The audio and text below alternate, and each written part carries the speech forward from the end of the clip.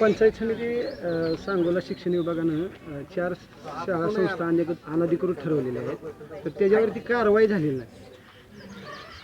मला वाटतं माझ्याकडे जे अहवाल आलेत त्याच्यानुसार आमच्या संबंधित अधिकारी यांनी त्या शाळांना नोटिसा दिलेल्या आहेत. त्या शाळांना मान्यतेच्या संबंधी विचारणा केलेली आहे. त्या शाळेसाठी जे क्षेत्रीय अधिकारी आहेत, तिथले केंद्रप्रमुख असतील, विस्तार अधिकारी असतील, ह्यांना त्या बाबतीतली जबाबदारी दिलेली आहे. आणि जिल्हा कार्यालयानं सुद्धा वारंवार आमच्या सर्व अधीनस्थ अधिकाऱ्यांना सूचना दिलेल्या आहेत की अनधिकृत शाळा कुठल्याही पद्धतीनं सुरू राहणार नाही. हे अगदी शाळा सुरू होण्यापूर्वीपासून पण सांगितलेलं आहे. आणि आपल्या तालुक्यामधल्या पण ज्या शाळा असतील त्या सर्व शाळा पण इथं बंद केल्या जातील. मग FIRला उशीर काय होतं?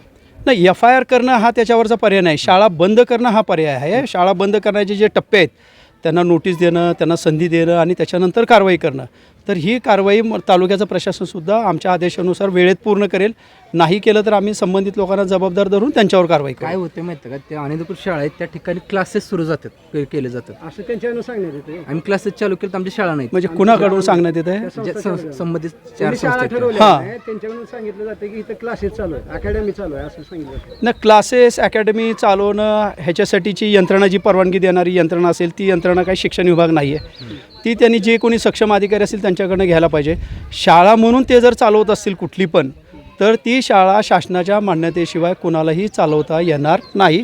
ती अनधिकृत शाळा समजूनच त्या शाळावर पुढील कालावधीमध्ये सुद्धा प्रशासकीय कारवाई केली जाईल. त्याच्यामध्ये प्रशासकीय कारवाई करण्यासाठी शिक्षण अधिकारी का गट शिक्षण अधिकारी यांना जास्त कुणाला अधिकार दिले? गट शिक्षण अधिकारी का विस्तार अधिकारी?